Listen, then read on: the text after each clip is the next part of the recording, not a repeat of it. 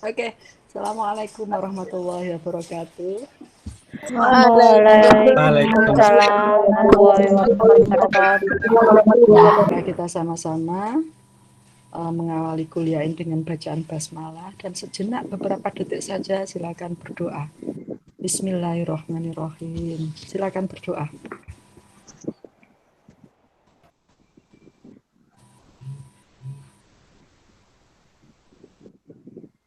Kita bicara tentang model kebijakan publik yang di sini bahwa khususnya ya ini nanti proses pembuatan kebijakannya. Ini adalah siapa pembuat kebijakan tersebut ya. Kalau si pembuat kebijakan itu si A si B maka modelnya disebut model ini gitu ya. Model kebijakan itu adalah representasi sederhana mengenai aspek-aspek yang terpilih dari satu kondisi masalah yang disusun untuk tujuan tertentu ya.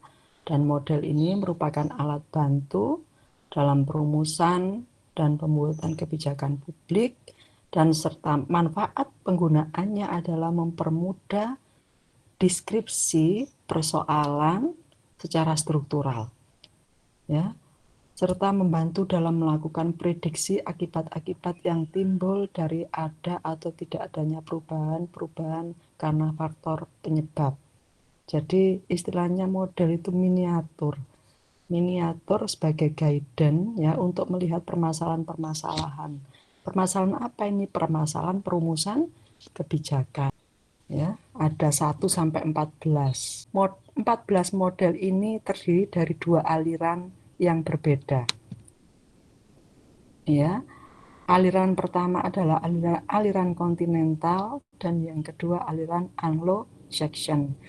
Di mana aliran pertama adalah berkiblat pada administrasi negara yang kita impor dari negara-negara Eropa, dan aliran kedua kita impor dari negara Amerika. Perbedaan yang mencolok di sini adalah yang pada kontinental adalah adanya semacam mendominasi, negara itu mendominasi betul. Sementara kalau Anglo-Saxon prosesnya adalah melalui proses demokrasi. Tentu saja keberadaan dua model, dua aliran ini tidak ada sama-sama yang terbaik. Ya, semuanya dalam posisi yang sama. Artinya apa? Artinya tidak ada salah satu dari model ini yang mencolok menjadi sebuah model yang diidolakan atau yang terbaik. Model rasional ini diartikan bahwa kebijakan yang mampu mencapai keuntungan sosial yang tinggi. Kebijakan ini secara umum ya dibuat melalui prosedur-prosedur yang memang sudah disepakati bersama. Asumsi dari kebijakan model kebijakan perumusan kebijakan rasional adalah preferensi masyarakat harus dapat diketahui dan nilai bobot. Nanti namanya pembuatan kebijakan ada tujuan tertentu. Memang tujuannya tercapai, tapi harus menginjak kaki orang lain. Bagaimana caranya ini? Ya, tentu saja pemerintah nanti tidak gerusa-gerusu ya untuk mengakomodir bahwa kepentingan becak juga harus diakomodir, harus dipikirkan. Nah, karena itu kebijakan publik itu harus bersifat komprehensif. Apa maksudnya? Bahwa satu kebijakan itu harus linear dengan kebijakan lain. Adalah karakteristik dari model rasional. Ya, bisa kalian pelajari sendiri. Yang terpenting adalah model rasional itu pembuatan kebijakan yang didasarkan pada alternatif rasional, di mana rasional ini diambil dari adanya data yang diperoleh dari penelitian, langkah-langkah pengambilan keputusan secara rasional.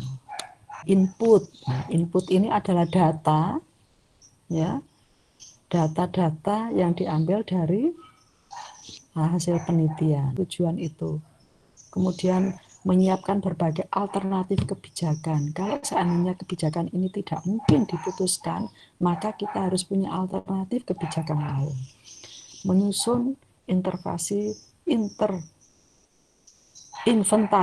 nilai. Apakah kebijakan yang kita putuskan nanti tidak bertentangan dengan nilai-nilai sosial masyarakat? Kemudian membandingkan akibat konsekuensi setiap alternatif dengan kriteria efisiensi. Nah, ini ada kaitannya dengan biaya dan keuntungan tadi. Kemudian baru ada output kebijakan rasional. Oke. Kemudian, nah ini kelemahan kebijakan rasional, model kebijakan rasional. Ya. Dalam kenyataan, pengambilan keputusan dilakukan secara kolektif. Nah, ini loh. Nggak bisa dilakukan secara tunggal. Rasional kurang memperhatikan kerugian yang harus diterima jika kebijakan atau program yang sedang berjalan harus berhenti di tengah jalan. Penerapan teori ini cenderung berakhir dengan keputusan untuk tetap melakukan program atau proyek yang secara rasional dianggap paling efisien. Model inkremental. Model inkremental ini intinya model yang bersifat pragmatis. Artinya, pilihan kebijakan itu dilakukan yang terbaik. Nah, kelemahan kebijakan rasional itu mencoba untuk diminimalisir dampaknya oleh kebijakan inkremental. Rumusan kebijakan inkremental ini. Maksudnya apa? Ya. Satu kebijakan yang sudah diputuskan itu berupa pasal-pasal, itu tidak semuanya kebijakan itu direform, dirubah, akan tetapi beberapa pasal saja. Ini karakteristiknya. Kemudian para pembuat kebijakan ini ya, tetap pemerintah, tetap masih didominasi oleh pemerintah. Walaupun ternyata ada dalam pelaksanaannya itu ada negosiasi di bawah, akan tetapi pemerintah sebagai kendali utama. Ya, kemudian model scanning yang merumuskan kebijakan dalam model kebijakan kelembagaan itu ada lembaga-lembaga yang ada di pemerintah.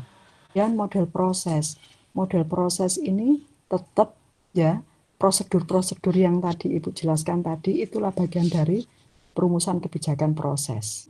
Ini pemerintah secara keseluruhan dalam merumuskan kebijakan itu dihitung betul ya, dampak pasti kebijakan publik itu, produk kebijakan publik itu pasti membawa dampak negatif, tidak bisa tidak. Kemudian selanjutnya setelah perumusan kebijakan, setelah kebijakan itu dirumuskan, mendapatkan produk kebijakan baik berupa undang-undang, peraturan pemerintah, peraturan menteri, ya, peraturan presiden, peraturan daerah, peraturan bupati atau gubernur, ya. Nah, itu semuanya adalah dalam konteks perumusan. Ketika sudah dirumuskan dan mempunyai produk, menghasilkan produk-produk yang namanya banyak kebijakan itu tadi, maka kebijakan ini diimplementasikan. Ya, berarti kita masuk pada tahap kedua. Ya, proses tahap kedua diimplementasikan. Dan implementasi ini dalam mengimplementasikan atau melaksanakan kebijakan yang sudah ditetapkan pemerintah ini ada model-model implementasinya. Kemudian yang terakhir, setelah kebijakan ini dilaksanakan, ya, maka barulah dievaluasi kebijakan ini. Apakah masyarakat ini menerima kebijakan yang sudah dibuat oleh pemerintah? Sampai ketemu minggu depan, mudah-mudahan dalam kondisi yang sehat walafiat, berikan panjang umur, ya, yang berkah dan manfaat untuk bisa meningkatkan ibadah pada Allah. Assalamualaikum warahmatullahi wabarakatuh. Waalaikumsalam warahmatullahi wabarakatuh.